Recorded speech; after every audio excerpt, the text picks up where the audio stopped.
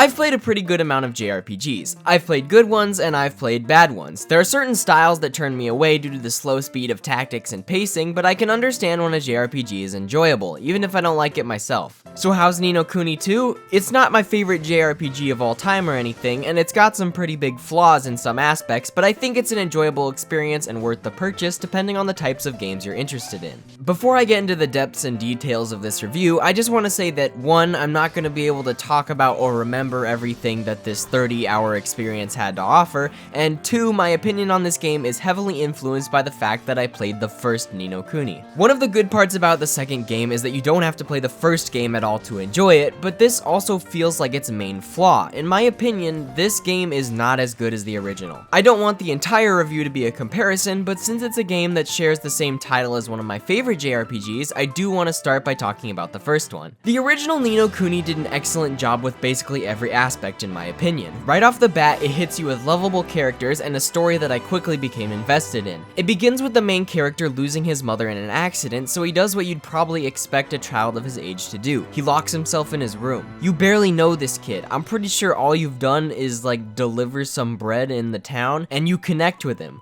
You feel his pain and you want to see him overcome it. I cried, okay, fuck you, I love this game. But then you look at Ni No Kuni 2. For some reason it opens with the President of the United States chilling in a car until the fucking city gets nuked for some reason, so he shows up in a fantasy kingdom where some anthropomorphic mice are staging a coup, and then he starts protecting this cowboy, and then his mother figure dies, but you don't care because you barely know her, and then the fucking bio lizard from Sonic Adventure 2 shows up. Alright, I'm kidding about that last part, but I mean, come on, what the fuck? I mean, the bio lizard could have been a pretty cool plot point. I'm just saying. I just can't say I cared much for any of the characters in the second game. I want to love it as much as the first one, but it just feels like it's trying to reuse the style of the first game without any major connection to its story or characters. You know what? Hold on. There is one character I like in this game. I think the developers were just like, okay, so we need a new mascot. I want you to take Lisa Simpson and mix it with our old character Drippy. I'm thinking he'll look a little something like this.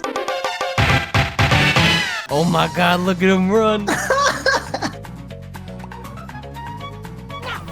Did he just shoot a fucking booger? Despite Ni No Kuni being 5 years old at this point, it holds up so well. The world and characters are so bright and colorful that the whole thing looks like an animation, which is only further benefited by cutscenes created by Studio Ghibli. Ni No Kuni 2 takes place in the same world, beginning in Ni No Kuni's first main location, and for the most part, it's beautiful. The graphics are really nice in battles and all of the new locations, but it just feels like it's missing some of the heart that the first game had. When you enter the overworld, I feel like it loses some of the magic and style that the series was going for, because instead of using the beautiful character models like they did in Ni No Kuni 1, they used these chibis. Why would you do this? Having played a decent amount of games in the genre, the things that entice me nowadays in JRPGs are those that stand out from the norm. So taking Ni No Kuni 2 for example, I've seen my fair share of animal kids and stern sidekicks, forest overworlds, swords and spells, but then you give me scribble boys? Now level 5, listen to me here. You were so close. You could have had a masterpiece on your hands here. One of the greatest parts about the original Ni No Kuni was the gameplay. You got to befriend the enemies you fought along the way and then play as them. So why won't you let me play as my army of fucking scribble goons? This one's got a fucking bandana. Give me, oh, he has mushrooms coming out of his head. Oh my god, he's so cute. This one's got a little leaf. Oh, look at him doing, oh, he's doing his dance. Oh, they just run around like a bunch of idiots. But wait, they just turned into a cannon. Oh my god, what are these dark ones doing? Despite the game having a slow intro, as I feel is the case with way too many of the games in this genre, the combat really starts to pick up after a few hours, and the game has a ton of options for customization. You can change out your standard weapons and armor, alter the amount of damage you deal to certain types of enemies over others, and you can also change out your scribble boys for different abilities like healing powers and fucking nukes, man. These guys are insane. In addition to base customization, you also have an entire kingdom building simulator built into the game. As you progress, you can perform side quests to recruit new citizens for your kingdom. There's a hell of a lot of side quests, and if you like grinding and completing tasks, you'll feel right at home here. However, if you don't like this type of feature in JRPGs, the side quests mostly consist of fetching items, walking around and talking to people, or hunting down one of the specific purple enemies, which are kinda awkward. overpowered. If you're under the level of the purple boys, they will beat your ass to Kingdom Come and one-shot everyone on your team. So then you leave, come back a few hours later with a leveled up team, and just kill it in a couple hits. They tend to be harder than some of the main story bosses depending on when you fight them, so I enjoy the challenge, but it's hard to know the best time to fight them. After you recruit new citizens to your capital, you can make them work in various buildings. These buildings can research and produce new equipment, spells, items, and scribble boys, along with quality of life upgrades like item drops and movement speed. It's a really cool feature that gives you something to go back to and improve throughout the course of the main story. What I'm getting at here is that the gameplay of Ni No Kuni 2 is incredibly solid for those who like hack and slash gameplay and JRPG upgrade and equipment systems. It manages to be really in-depth and entertaining without being overwhelming. You can also quickly switch between the main characters during battle, who all have different fighting styles and priorities. Play as Magic Catboy, Big Axe Man, and the President of the United States. Seriously, why is he here? Why won't anyone tell me? Honestly though, after I unlocked this woman, she's the only character I played because she just has a healing zone that's so overpowered and makes the game way too easy. And on that note, one of the worst aspects about Ni No Kuni 2 is that there is literally no difficulty setting. None.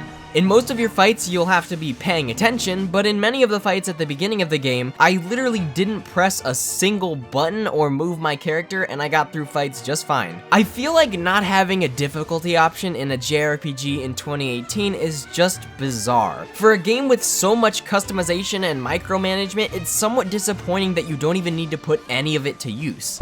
Whoa, whoa, whoa, don't hit the dislike button yet. I know. While I was editing this video, they released a patch for the game that allows you to change the difficulty settings. While this is nice for people who haven't played the game yet, the fact that it took a AAA game 3 months after its initial release to receive such a basic feature is still pretty disappointing. So because I and many others played through the entire game on its initial setting, I'm going to keep my review influenced by that. Alright, back to the video. The real-time combat system also allows you to freeze time to use items, so it's almost impossible to die while playing the main story. Meanwhile, there is a certain boss in the original Ni No Kuni who will one-shot your entire team, forcing you to restart a 3-part boss fight from the beginning if you don't quickly command all of your team members to guard. I'm looking at you, you fucking eyeballs! The music is still great with an orchestral score and memorable melodies from the first game. It's comfortable music and continues to lend to the idea of Ni No Kuni acting as a mix between a game and an animated movie. But this is where I realized why Ni No Kuni 2 is so disappointing. I really just didn't care about the story or the characters. I never got excited or worried or invested emotionally in the issues or struggles presented. So even though the gameplay may have garnered some additions and improvements from the original, that's not what this series should be about. It's presented so artistically, with the original game even having those animated cutscenes, that a lackluster story severely damages what could have been a fantastic game. It's hard to review games when they aren't on either side of the good or bad spectrum. Something like Mario Odyssey or Sonic Forces is really easy. It's great or it's awful. So Ni No Kuni 2 is an awkward game for me now. I can definitely recommend it if you enjoy the gameplay aspects I mentioned earlier. I mean, it was good enough for me to want to play through it for 30 hours with plans to check out the post-game content too. But with the hopes I had going in, I was definitely let down on many aspects outside of visuals and gameplay features. So just play the first game. I really want to talk about the experiences I cherish from JRPGs, so I'll definitely be making a video on that soon. But I hope you enjoyed this review. If you did, feel free to throw me a like or subscribe or something, and you can follow me on a bunch of things like Twitter and Discord. They're all in the description. Thanks for watching.